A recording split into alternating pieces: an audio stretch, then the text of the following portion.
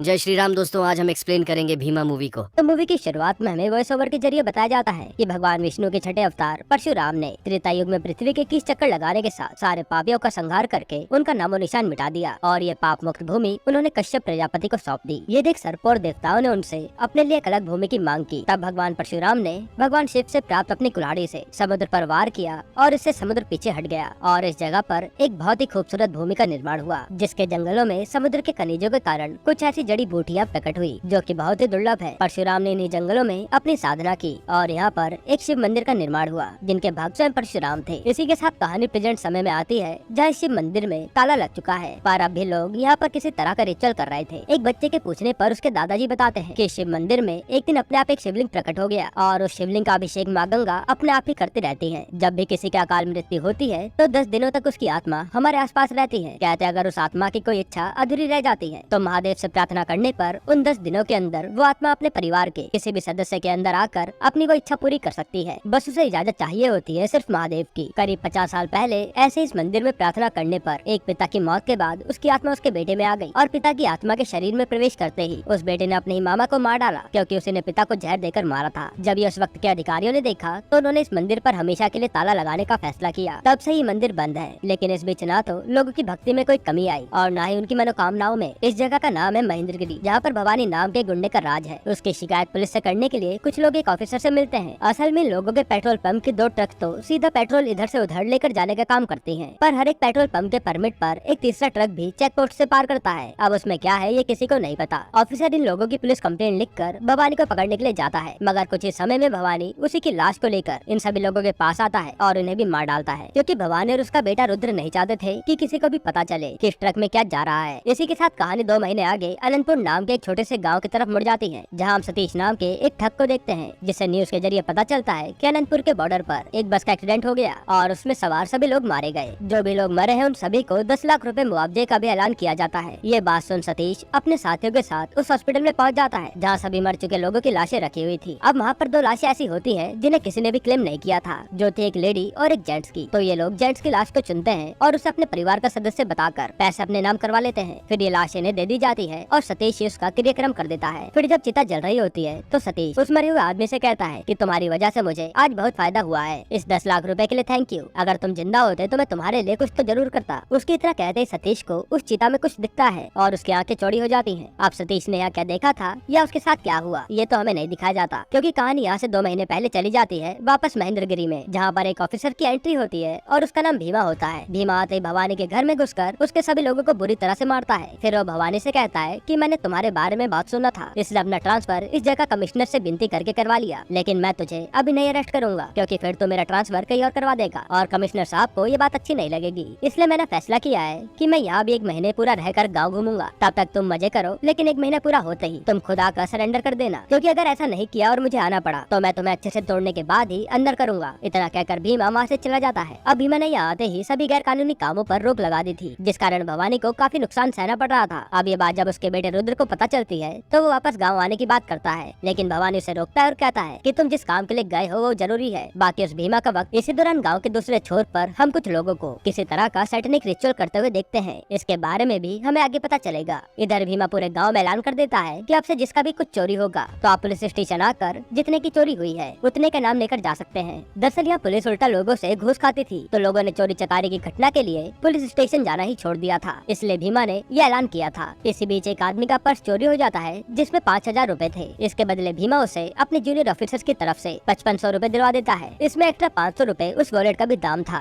जो भीमा ने उसे दिलवा दिया था। अब ये पैसे भीमा के जूनियर्स को अगले 10 दिनों में इंटरेस्ट के साथ चुकाने होंगे। भीमा के इस नियम की वजह से सभी पुलिस वाले अब हर रिपोर्ट और कंप्लेन को सीरियसली लेने लग जाते हैं और बिना घूस लिए उनके पैसे या सामान रिकवर करवाते हैं। अब उस आदमी का पर्स भी पुलिस वाले वापस ले आते हैं और सारा काम सही होने लगता है। मतलब भीमा ने यहाँ का सिस्टम एकदम से सही कर दिया था। इसी बीच भीमा की मुलाकात एक बच्चे से होती है जिसका नाम रमा था। वो बच्चा अनाथ था और पेट पालने के लिए चाय बेचता था। इस बच्चे का नाम सुनकर ना जाने क्यों भीमा थोड़ा इमोशनल हो जाता है और उससे कहता है कि तुम मुझे भैया बोला करो। फिर एक दिन कहीं जाते वक्त भीमा यहाँ के प्राचीन शिव मंदिर के सामने रुकता है। वहाँ का एक साधु भीमा के सर पर हाथ रखते हुए कहता है कि हमें तुम्हारा इंतजार था। इसके बाद एक बार ऐसे जब भीमा पुलिस स्टेशन में होता है तो वहाँ विद्या नाम की एक लड़की आती है, क्योंकि उसे पुलिस सिक्योरिटी चाहिए थी। वो भीमा से बताती है कि मुझे एक लड़का कह रहा है कि अगर मैंने उसे शादी के लिए हाँ नहीं की तो वो मुझ पर एसिड डाल देगा और मुझे उससे सुरक्षा चाहिए। यहाँ भीमा विद्या को को देखते ही उस पर लट्टू हो जाता है और वो विद्या को पर्सनल सिक्योरिटी देना शुरू करता है। सबसे पहले वो विद्या को स्कूल लेकर जाता है जहाँ वो टीचर थी। तब भीमा को पता चलता है कि ये तो विद्या का पार्ट टाइम काम है, असल में वो तो बॉटनी पीएचडी की स्टूडेंट है। अगले दिन विद्या को वो लड़का फिर से एसिड फेंकने की धमकी देता है और इस बारे में वो पुलिस स्टेशन में कॉल करके बता देती है। तो भीमा तुरंत पूरी फोर्स लेकर वहाँ पहुँच जाता है, जिसे देख के वो लड़का भागने लगता है। अब भीमा ने उस लड़के को पकड़ लिया था, लेकिन वो विद्या से कहता है कि वो तो भाग गया। इसके बाद थाने में भीमा उस लड़के को खूब अच्छे से धोता है। तब वो देखता है कि ये असल में विद्या के पीछे एसिड की जगह सोडा लेकर घूमता था। इस बारे में जानने के बाद भीमा उस आशिक के फोन से विद्या को मैसेज करके कहता है कि आज मैं तुम्हारे हॉस्टल में घुसकर तुम पर एसिड फेंकूंगा। इस मैसेज के मिलते ही विद्या भीमा को कॉल करके हॉस्टल बुलाती है और वहाँ भीमा को विद्या के रूम में जाने का मौका मिल जाता है। लेकिन यह भीमा की अच्छाई और शराफत देखकर वो उससे इम्प्रेस हो जाती है, क्योंकि भीमा ने उसका फायदा उठाने की बिल्कुल भी कोशिश नहीं की थी, जिसके साथ इन दोनों की लव स्टोरी यहीं से शुरू होती है। इन्हीं सब के दौरान भीमा को ये भी पता चलता है कि विद्या एक आयुर्वेदिक के आचार्य रविंद्र के सेंटर में रिसर्च कर रही है। रविंद्र विद्या के लिए उसके पिता के समान है। साथ ही रविंद्र के इस आयुर्वेदिक सेंटर में उन बीमारियों का इलाज भी हो जाता है जिसका इलाज कई डॉक्टर्स के पास भी नहीं होता, और रविंद्र किसी से रात के वक्त भी नहीं मिलता था। वहाँ उनका एक शिष्य खास तरह का पौधा रविंद्र के पास लेकर आता है, जिसे देख रविंद्र कहते हैं कि ये पौधा बहुत ही दुर्लभ है और उसमें एक मरे हुए इंसान को जिंदा कर देने की शक्ति है। वहाँ रविंद्र लोगों से बताता है कि इस धरती पर 7 चिरंजीवियों में से एक परशुराम निवास करते थे।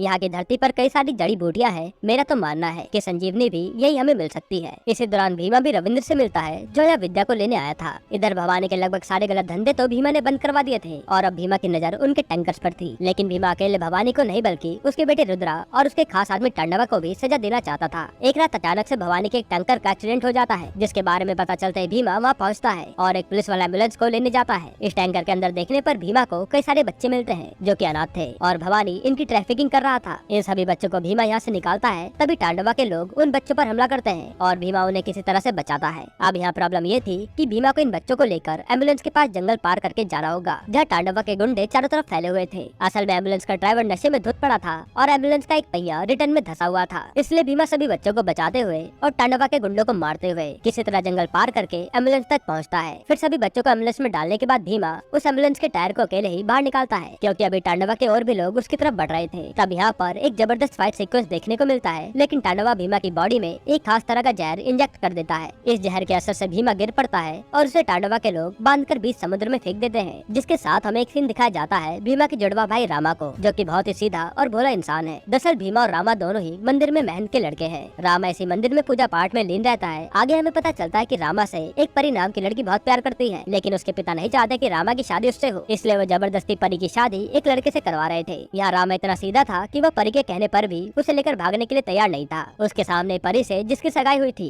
वो आदमी परी को लेकर चल देता है और रामा कुछ भी नहीं कहता। रामा इस जगह पर एक महंत के साथ रहता था जिन्हें वो मामा कहकर बुलाता था। वहाँ पर वो कुछ पुलिस वालों को देखकर डर जाता है, क्योंकि जब वो छोटा था तब भीमा को एक हवलदार ने जुआ खेलते हुए पकड़ा था। अब रामा भी उसी की तरह दिखता था, तो उस हवलदार ने रामा को भीमा समझकर काफी मारा और पुलिस स्टेशन ले गया। इस बारे में जब रामा के पिता को पता चला तो वो भीमा को लेकर थाने पहुँच गए। यह सारी कंफ्यूजन क्लियर होने के बाद पुलिस वाला रामा से कहता है कि आप भीमा को बुरा न समझिए, बस वो रामा से अलग है। इसी बीच भीमा जब देखता है कि कैसे उस हवलदार ने रामा को मारा था, तो वो उल्टा हवलदार पर ही गन तान देता है। ये देख रामा के पिता को बहुत गुस्सा आता है और वो भीमा से कहते हैं कि तू आज से मेरा बेटा नहीं है। तब उनके कहने के बाद पुलिस वाले ने ही भीमा को अडॉप्ट कर लिया और रामा तो भीमा की तरफ देखता भी नहीं था, क्योंकि हमेशा कांड भीमा करता था और उसकी सजा रामा को मिलती थी। हालांकि भीमा उसे बहुत मानता था। उसके कान तरसते थे कि रामा उसे भाई कहकर बुलाए, लेकिन रामा ने उसे कभी भाई बोला ही नहीं। आज भी भीमा की यादें रामा के दिमाग में ताजा है। इस तरह समुद्र में गिरने की वजह से भीमा के अंदर का जहर कम हो चुका था और उसे कुछ मछुआरों ने बचा लिया था। साथ ही बच्चे तो रविंद्र के आश्रम में सुरक्षित थे, लेकिन भीमा अब जान चुका था कि उसे भवानी को खत्म करना ही होगा। पर उसके पास भवानी के खिलाफ कोई सबूत नहीं था, इसलिए वो भवानी को जाकर धमकी देता है कि मैंने अब छुट्टियां पूरी कर ली है, अब बारी है कि तू अपने सारे पापों का फल भोगेगा। उधर हमेशा की तरह परी रामा से आकर कहती है कि मुझे भगा कर ले चलो, नहीं तो मेरी शादी पापा दूसरे से कर देंगे। लेकिन रामा तो एकदम सीधा साधा था। ये सब वहाँ पर बैठा सतीश देख रहा था, जो क्या कर परी से कहता है कि मैं तुम्हारा बचपन का दोस्त सतीश हूँ। अब सतीश नाम बहुत ही कॉमन होता है, तो इस नाम का परी का दोस्त सच में था। सतीश परी और रामा दोनों से कहता है कि मैं तुम दोनों की शादी करवा कर रहूंगा। फिर परी का पिता उसे लेकर चला जाता है, लेकिन सतीश रामा की मदद करता है परी को उसकी शादी से ठीक एक रात पहले भगाने में, और वो दोनों को लेकर महेंद्रगिरी आ जाता है। यह रामा जब परी से सतीश के बारे में पूछता है तो वो कहते हैं कि सतीश यहाँ के एक प्राचीन मंदिर में हमारी शादी की तैयारी करने गया है, लेकिन उसका फोन यहीं छूट गया था। सतीश के फोन पर उसके दोस्तों का फोन आता है और रामा को पता चल जाता है कि सतीश एक ठग है। इसी दौरान सतीश भी वहाँ आ चुका था। पूछने पर सतीश बताता है कि पहली बार कोई काम वो बिना स्वार्थ के कर रहा है। वो कहता है कि मुझे तुम्हारे भाई भीमा ने यहाँ लाने के लिए बोला है, क्योंकि वो मर चुका है। दरअसल रामा के यहाँ आने के 9 दिन पहले भीमा को पता चला था कि इन बच्चों को सप्लाई करने का काम टंडवा करता था और ये सभी बच्चे अनाथ थे, तो इनकी कोई मिसिंग रिपोर्ट भी नहीं लिखवाई गई थी। साथ ही रुद्रा भी आज गाँव में आने वाला था। यह भीमा का प्लान सबसे पहले उसे पकड़ने का था। जो बात सुनकर एक कोस्ट गार्ड रुद्रा के आने पर उसे बता देता है। इस कारण रुद्रा बौखलाकर भीमा को मारने पहुंचता है और वो अपने साथ उस पुलिस वाले की पत्नी को भी लेकर आया था, जिसे उसने मूवी की शुरुआत में मारा था। लेकिन भीमा कहाँ डरने वाला था, वो रुद्रा के आदमियों सहित रुद्रा को भी मारकर बेहोश कर देता है। फिर वो बेहोश रुद्रा को एक बोट के नीचे डालकर वहीं विद्या के साथ बैठ जाता है। यहाँ दोनों बैठकर प्यार भरी बातें कर ही रहे होते हैं। तभी भीमा एक आदमी को वहाँ से गुजरते हुए देखता है, जो कि गुरुजी यानी रविंद्र के लिए एक खास तरह का पौधा लेकर जा रहा था। और ये पौधा हमें पहले भी दिखाया गया था। यह विद्या को शक होता है कि रविंद्र तो रात में किसी से भी नहीं मिलते, इसलिए वो भीमा को यहाँ रहने के लिए बोलकर उस आदमी का पीछा करती है। तब वो आदमी शिव मंदिर के अंदर पीछे के गुप्त रास्ते से प्रवेश करता है, जहाँ बच्चों पर टेस्ट किए जा रहे थे। और इन सब के पीछे कोई और नहीं बल्कि रविंद्र था। यहाँ रविंद्र असल में संजीवनी बनाना चाहता था, जिसकी मदद से किसी भी मरे हुए इंसान को दोबारा जिंदा किया जा सकता है। इस चीज का प्रयोग वो अनाथ बच्चों पर कर रहा था, यानी कि इन सब में टांडवा, रुद्रा और भवानी सभी मिले हुए थे। विद्या देखती है कि रविंद्र ने अपने पागलपन की वजह से कई बच्चों की जान ले ली थी, और रविंद्र ये टेस्ट बच्चों पर इसलिए कर रहा था क्योंकि उनकी इम्यूनिटी काफी ज्यादा अच्छी होती है। इस केस में रिजल्ट काफी जल्दी आएंगे। विद्या तुरंत फोन करके इस बारे में भीमा को बताती है और भीमा जल्दी से यहाँ आता है। पर तब तक उन्होंने विद्या को पकड़ लिया था और भीमा के आने की वजह से भवानी भी अपने बेटे रुद्रा को ले आता है। यहाँ भीमा काफी लोगों को मारता है, पर तभी उसे रविंद्र रोकता है क्योंकि उसके आदमी ने सभी बच्चों को और उसने विद्या को पकड़ रखा था। उसने विद्या के सर पर एक छोटा सा एरो लगाया हुआ था, जिसमें जहर लगा था। अगर भीमा एक भी कदम आगे बढ़ाएगा तो रविंद्र उस एरो को विद्या के सर में घुसा देगा, जिससे विद्या का खून ही जम जाएगा और नसें फट जाएंगी। ये देखकर भीमा को रुकना पड़ता है। यहाँ पता चलता है कि रविंद्र संजीवनी की खोज करके भगवान बनना चाहता था और इसमें करोड़ों रुपए का सवाल था, जिस कारण भवानी भी उसका साथ दे रहा था। रविंद्र भीमा से कहता है कि अगर तुम अपनी जान देने को तैयार हो तो मैं वादा करता हूँ कि इन बच्चों सहित विद्या को भी जाने दूंगा। उसकी बात सुनकर भीमा कहता है कि इनके लिए मैं मरने के लिए तैयार हूँ। जो सुनते रुद्र उस पर एक के बाद एक वार करने लग जाता है और मरने से पहले भीमा रविंद्र से कहता है कि अगर मेरे मरने के बाद तुमने विद्या को या फिर इन बच्चों को परेशान किया तो मैं मौत को हरा कर वापस जरूर आऊंगा। तब उसकी धमकी पर रविंद्र बिल्कुल भी ध्यान नहीं देता और उसके मरते हुए विद्या के दिमाग में उस एरो को घुसा देता है, जिससे उसकी भी भीमा के साथ ही मौत हो जाती है। अब इनके बारे में किसी को भी पता न चले तो रुद्रा के आदमी ने उन दोनों की लाशों को उसी बस में छोड़ दिया था, क्योंकि उसका अभी एक्सीडेंट हुआ था। इसके बाद तो हम सब जानते ही हैं कि फिर सतीश को भीमा और विद्या की लाश मिली और उसने पैसों के लालच में भीमा की लाश को जला दिया। पर उस दौरान सतीश के सामने भीमा की आत्मा ही प्रकट हुई थी और उसे पूरी कहानी बताई थी। ये कहानी जानने के बाद सतीश ने उसको बोला था कि तुम मेरे शरीर में आकर अपना बदला पूरा कर लो, लेकिन भीमा की आत्मा ऐसा नहीं कर सकती थी। वो बताते हैं कि तुम्हें मेरे जुड़वा भाई रामा को यहाँ लाना होगा, क्योंकि मैं अपने परिवार के ही किसी सदस्य के शरीर में प्रवेश कर सकता हूँ। रामा को यहाँ के शिव मंदिर में जाकर अपनी रुद्राक्ष की माला तोड़कर मुझे अपने शरीर में प्रवेश करने की इजाजत देनी होगी। यही वजह है कि सतीश रामा को इस तरह यहाँ पर लेकर आया था। अब रामा को यहाँ आते हुए रुद्रा ने देखा था तो उसे लगा कि भीमा जिंदा है, इसलिए वो यहाँ आकर रामा और परी को लेकर उसी मंदिर में चला गया जहाँ पर ये लोग बाकी बच्चों पर प्रयोग करने वाले थे। रामा का चेहरा देख भवानी और रविंद्र के होश उड़ जाते हैं, लेकिन फिर रविंद्र को अपनी शक्तियों के द्वारा पता चल जाता है कि ये तो भीमा का भाई है। तब वो इन सभी पर अपना टेस्ट करने के लिए कहता है और यह मासूमों की जान जाते हुए देखकर परी रमा से कहती है कि तुम्हारा भाई इन बच्चों के लिए भगवान समान था, तुम्हें आज उसे बुलाना ही होगा, और जो तुम्हारे सामने हमेशा मुसीबत बनता रहा आज उसे तुम्हारी ढाल बनना होगा। यह सुनते ही रमा अपनी रुद्राक्ष की माला तोड़कर भीमा का भाई कहकर अपने शरीर में आने का न्योता देता है और बस फिर क्या था, अगले ही पल भीमा की आत्मा उसमें समा जाती है। अब रमा के पास सुपर ह्यूमन की पावर थी, साथ ही भीमा को उसने पहली बार भाई कहा था, तो भीमा की मदद से रमा सभी को बहुत ही बुरी तरह से मारता है, जिससे टांडवा और रुद्र का भी खेल खत्म हो जाता है। फिर जब रमा रविंद्र की तरफ बढ़ता है तो रविंद्र अपने चारों तरफ ऐसे सुरक्षा कवच पहना लेता है, जिसकी वजह से भीमा की आत्मा बाहर ही रह जाती है। यहाँ रविंद्र कहता है कि मैंने कई मासूमों की जान ली है, तो क्या मुझे पता नहीं था कि कई प्रेत आत्माएं तो मुझसे बदला लेना चाहती हैं, इसलिए मैंने एक रिचुअल करके सिद्धि हासिल की। इस कवच के अंदर भूत प्रेत आत्माएं और पिशाच कुछ भी प्रवेश नहीं कर सकता। जवाब में रमा कहता है कि अगर भगवान खुद आ जाए तो। यहाँ हम देखते हैं कि रमा के अंदर परशुराम भगवान आ जाते हैं और वो एक कुल्हाड़ी लेकर सबसे पहले भवानी का गला काट देते हैं। फिर वो रविंद्र के कवच को तोड़कर उसे मारते हैं, साथ ही वो उसके हाथ को काट देते हैं। अब परशुराम रूप में रमा रविंद्र से कहता है कि तुम संजीवनी बनाओगे, ये तुम्हारे जैसों के बस की बात नहीं है। रही बात भगवान बनने की तो तुम इंसान भी ठीक से नहीं बन पाए। इतना कहकर वो रविंद्र के सर में उसी तरह जहर वाला तीर घुसा देता है जिस तरह उसने विद्या को मारा था। जिसके बाद रमा पूरे विधि विधान से अपने भाई को आखिरी विदाई देता है और 2 साल बाद जब उसका बेटा होता है तो रमा उसका नाम भीमा रखता है। इसी के साथ ये मूवी यहीं पर खत्म होती है।